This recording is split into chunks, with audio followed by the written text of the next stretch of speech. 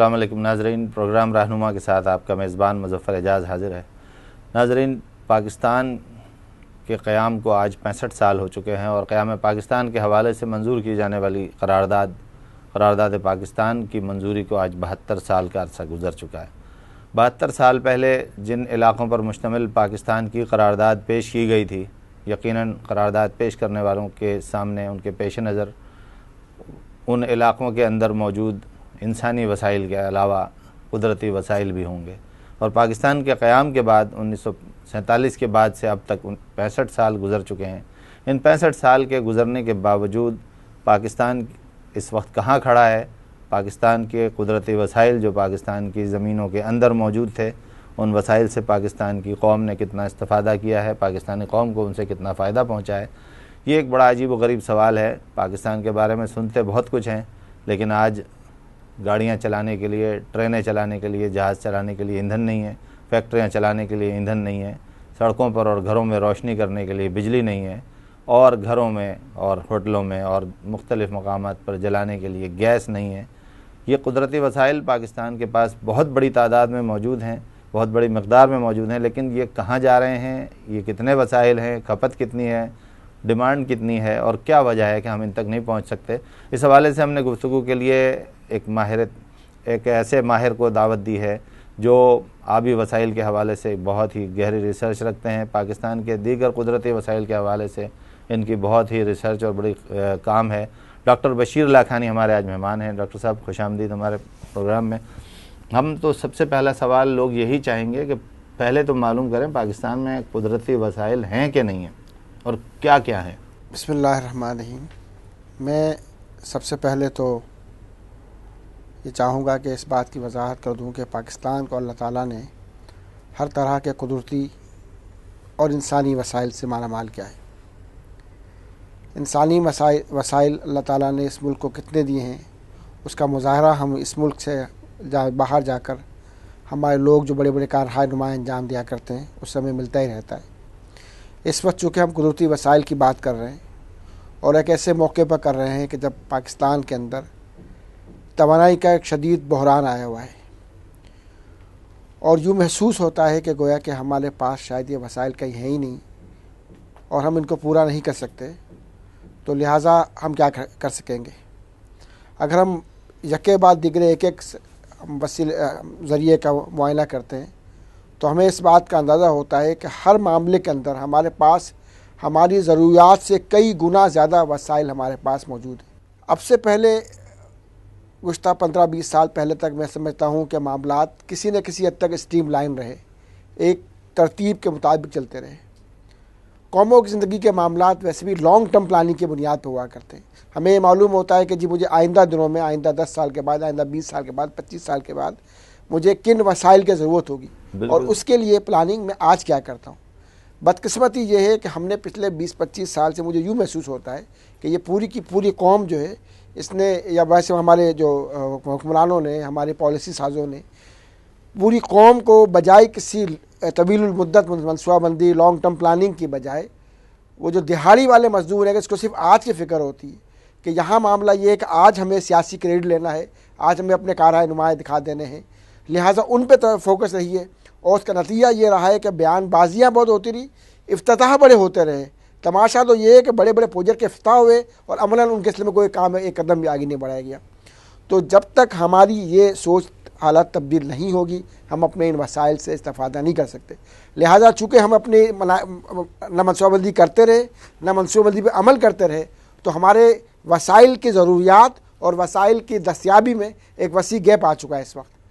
और इस गैप का तकाजा ये है कि अब एक बार फिर हम अपने आप को बैठ के सोचें और हंगामी बुनियाद पर, एमरजेंसी बुनियाद पर, फास्ट ट्रैक बुनियाद पर हम कुछ ऐसे प्रोजेक्ट का आगाज़ करें, उन पर अमल दरामद शुगर, इसके नतीजे में हम इस वसी गैप को फिल कर सकें। नहीं, पहले तो हमें यह पता चले कि वसाइल क्या क्या हैं और कहाँ कहाँ हैं। ये शुरू करते हैं हम। गैस, पाकिस्तान में गैस कितनी है अभी, ज़रूरत के मुताबिक कितनी है और मुस्तकबिल के हवाले से? देखें, गैस का मामला बड़ा अजीब है। मैं सिर्फ गैस के मामले को अलग लेने से की बजाय बेहतर ये है कि तवानाई चूँकि पूरा एक मुकम्मल एक पिक्चर है जिसमें बिजली बुनियादी तौर पर तवानाई का एक ज़रिया है। उस बिजली को पैदा करने के लिए हम इस वक्त गैस का एक बहुत बड़ा, ये तकरीबन इस वक्त हम अपने मुल्क की 30 to 35% बिजली हम गैस से पैदा कर रहे हैं। कराची के अंदर बिजली का 80 to 90% हम सिर्फ गैस से पैदा करें, जो कच्ची थर्मल एनर्जी। और जब गैस की दस्तियाबी महदूद हो जाती है तो हम उसमें मसाइल का शिकार हो जाते हैं। गैस अल्हम्दुलिल्लाह हमारे मुल्क में बेशुमार दरियाफ़त हुई, होती रही और मज़ीद दरियाफ़त होनी है, लेकिन उसका एक तवील मुद्दत एक तरीक़ार है, एक प्रोसेस है, एक रफ्तार है। हमने अपने जो शॉर्ट टर्म अप्रोच के नज़रिए में हमने बजाय एक एनर्जी का एक पूरा एक प्लान होता है कि हमें किस चीज़ में क्या इस्तेमाल करना है, हमने एक शॉर्टकट रास्ता तलाश किया कि जी CNG हमें इस्तेमाल करनी है। धड़ाधड़ पूरे मुल्क के अंदर जो है गाड़ियों को बहुत तेज़ी के साथ CNG पे ट्रांसफर, ग्रीन इनकलाब आ रहा था वो तो।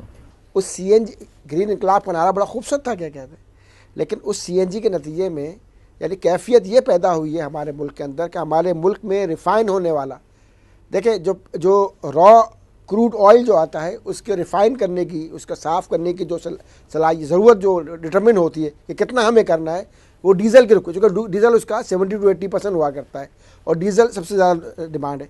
हम उस डीज़ल की बुनियाद पर अपनी रिफ़ाइन करते हैं और रिफ़ाइन करने के बाद फिर उसका तकरीबन 12 से 14% हमारा साफ़ पेट्रोल निकलता है। वो पेट्रोल हमारे उसके इनको एक रेशो ही से निकलना है। अब मामला ये होने लगा कि हमने इतनी तेज़ी से CNG पर ट्रांसफ़र शुरू कर दिए कि CNG और गैस की शदीद कमी महसूस हो गई।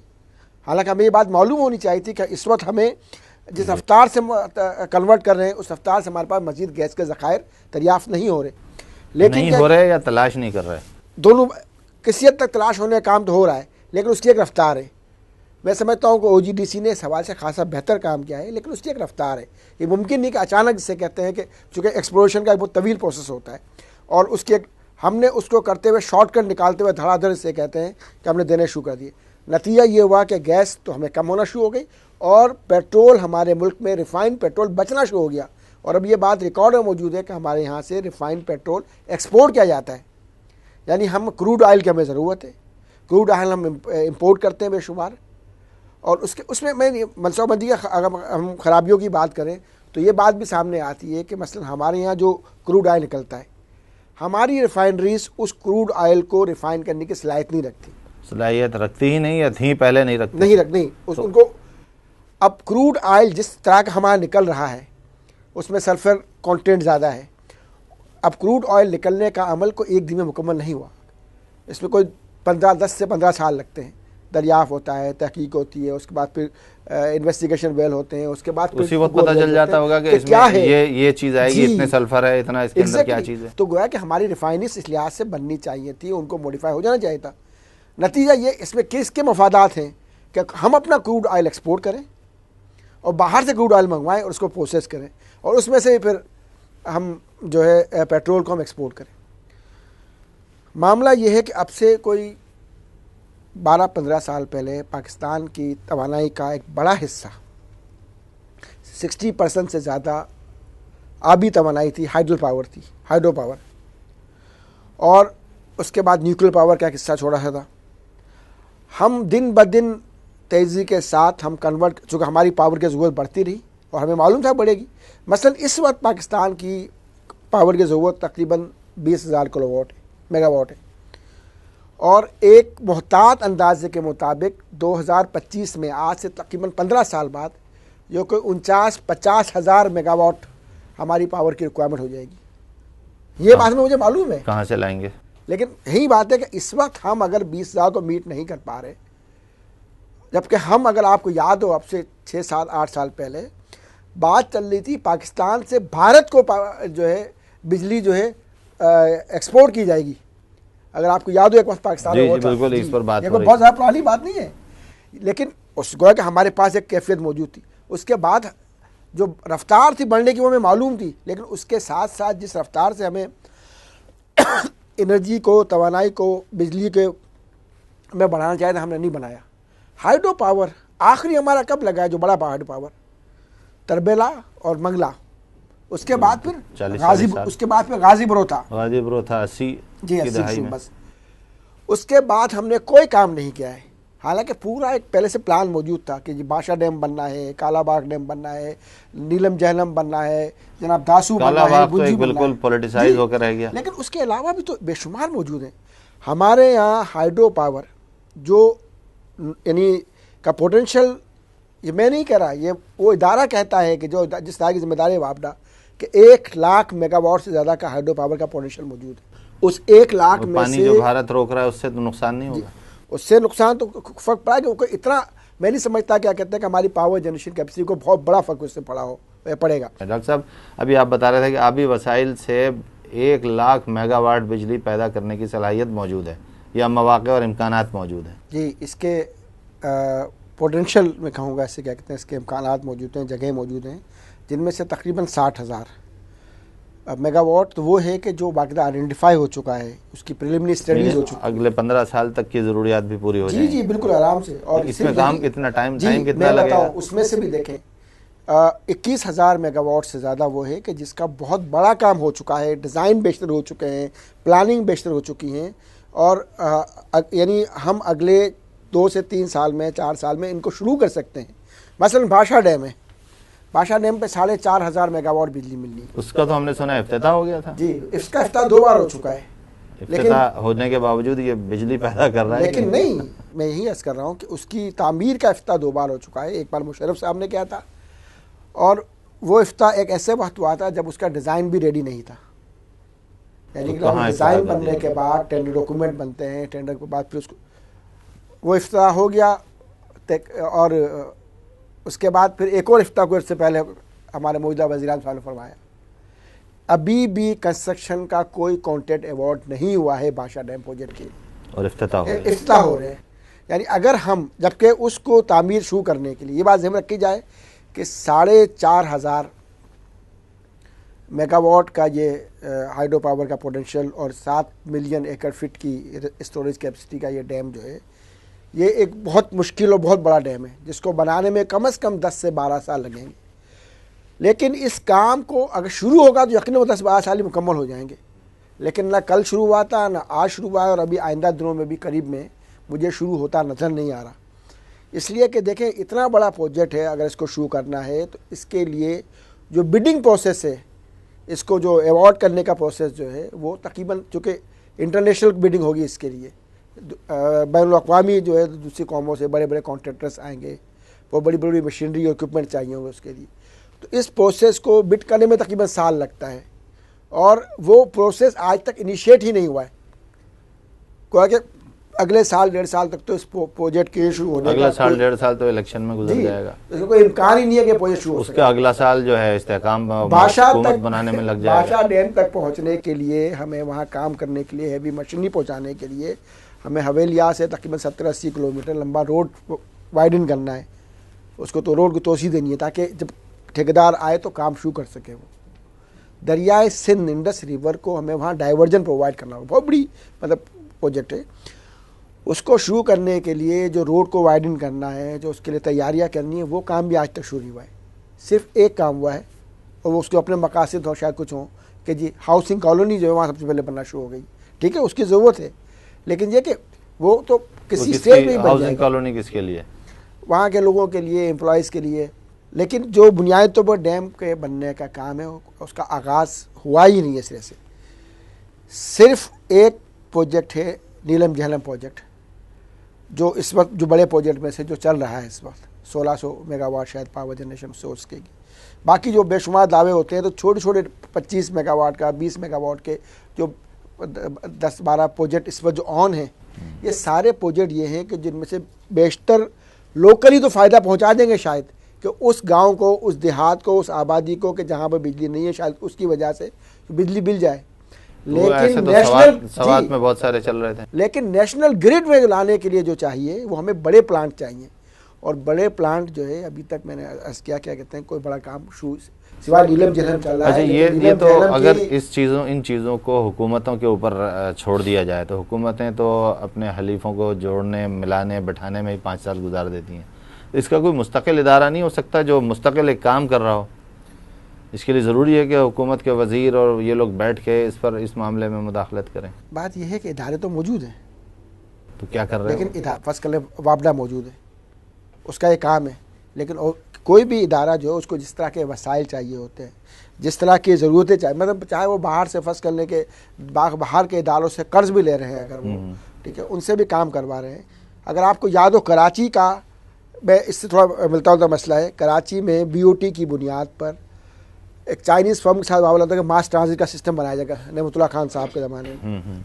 आखिरी स्टेज पे सिर्फ इस बात पर रुका कि जी फेडरल पब्लिक प्लानिंग कमीशन ने किसी ने उस पर कर लिया कि जी गवर्नमेंट ऑफ पाकिस्तान उसके लिए जो सॉवरिन गारंटी जो चाहिए होती है, हमें इतना बड़ा बिलियंस का इन्वेस्टमेंट होगा तो गवर्नमेंट ऑफ पाकिस्तान को ज़मानत देनी पड़ती है उसकी, किसी भी इदारे की, और वो ज़मानत जो है उसके देने में कागजी कार्रवाई इतनी वो कर ली कि उसके नतीजे वो काम नहीं हो सका। वरना शायद मुमकिन है कि अब तक कराची में दिल्ली की तरह यहाँ भी मास ट्रांजिट बन चुका होता। आपको पता है दिल्ली में बहुत दुनिया का बेहतरीन मास ट्रांजिट सिस्टम इस वक्त जो है दिल्ली में चल रहा है, जो 2005 या 2006 में बनना शुरू हुआ था और माशाल्लाह बन चुका है।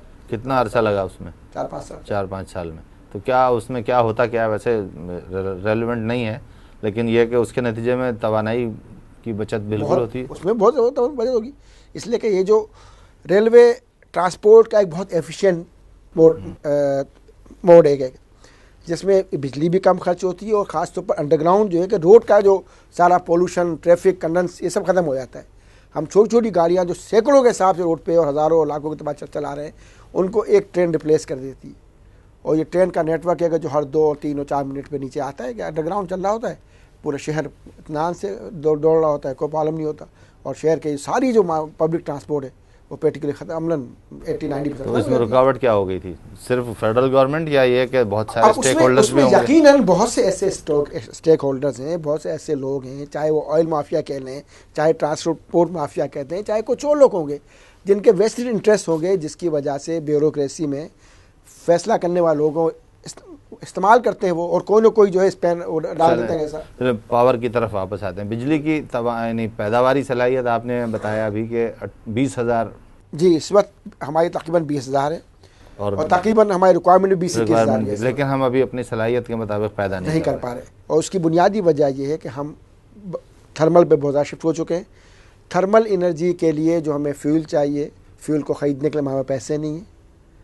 जितनी गैस खर्च कर सकते हैं हमने मैक्सिमम गैस यहाँ डाइवर्ट कर दी। वो जो डीजल हमारे मुल्क में लेफ्ट ओवर होता है उसको हम इस्तेमाल करके पेट्रोल तो हम इस्तेमाल कुछ वो रिफाइन कर लेते हैं, जो बाकी बचता है उससे क्या बनता है? उसकी बाई प्रोडक्ट्स तो बनती होंगी ना? वहाँ बनती है, लेकिन बनती है, उनका इस्तेमाल नहीं होता, वो हमारे यहाँ। असल में देखें हमारे यहाँ जो है ना, मैंने कहा कि ये सारे मामले ये हैं जो लॉन्ग टर्म प्लानिंग चाहते हैं। इन पे जो एक हम ठीक चल रहे थे, वो जो एक वक्त वो था जब हम आगे थे, क्या कहते हैं, अपनी ज़रूरत भारत को, लेकिन क्या कहते हैं जो है उसके बाद चूँकि हमारे सारी तरजीहात तब्दील हो गई, हमने लॉन्ग टर्म प्लानिंग पे प्रोजेक्ट्स पे काम करना बंद कर दिया, तो नतीजे ये निकल रहे। हमारे पास बुनियादी तौर पर हमें कुछ बातें बिल्कुल तय कर लेनी चाहिए, और ये हमारा नहीं है, सारी दुनिया का मामला है। क्या कहते हैं इंडिया के अंदर तकरीबन 10,000 मेगावाट बिजली हवा से पैदा की जाती है। अमेरिका में तकरीबन 25,000 मेगावाट बिजली हवा से पैदा की जाती है। पाकिस्तान में क्या है हमें मालूम है, हालांकि हमारे पास एक बहुत बड़ी विंड कॉरिडोर मौजूद है जिससे कर सकता है, बहुत ज़्यादा कर सकता है। कितनी एस्टीमेट ये है कि 30 से 40,000 मेगावाट हमारी जो कोस्टल बेल्ट है, जो हब से शुरू होकर जो है वो घारों से आगे तक जाती है, इस पूरी बेल्ट पे जो है हमारे पास इतनी अच्छी विंड टनल मौजूद है कि जिस पर हम बेशुमार। कराची सेल्फ सफिशिएंट हो जाएगा, कराची में पूरा जी घरों तक जा रही है। आइंदा के हम ये प्लानिंग कर सकते हैं, तरजीहात तय कर सकते हैं कब तक कितना करेंगे, लेकिन पोटेंशियल हमारे पास इतना मौजूद है। उससे पावर जनरेशन का जो मैं आपसे अर्ज़ कर रहा था, हाइडल पावर की तकरीबन हमारे पास 1 लाख मेगावाट की मौजूद है, जिसमें से 20-21 हज़ार के तो प्रोजेक्ट रेडी हैं, इनिशिएट किए जा सकते हैं। कौन इनिशिएट करेगा, कब इनिशिएट, लेकिन जो आज इनिशिएट कर सकते हैं उनकी तरजीहात उन्हें मालूम है कि आज इनिशिएट होगा, उसका फल 5 और 7 साल के बाद आएगा, उसमें उनको इंटरेस्ट नहीं है। तो फीता काटने का मौका तो मामला ये इंटरेस्ट उन चीज़ों पर रहेगा जिनका फल आज काटा जाएगा, जिनके क्रेडिट डाल दिया जाएगा। तो लिहाजा क्या कहते हैं जो है तरजीहात में वो नहीं आ रहे। इसी तरह से कोल पावर है, कोयले से पावर पैदा करने का मामला ये है हमारा कि कोयला अल्लाह ताला की अल्लाह ताला ने ऐसी नेमत दी है। 1989 में सिंध एरिज़ोना अथॉरिटी का एक प्रोजेक्ट थल में चल रहा था, तो पानी की दरियाफ्त करी है रेड जोन के, कुछ ड्रिलिंग वगैरह चल रही थी, इन्वेस्टिगेशन, उसमें दरियाफ्त हुआ अचानक।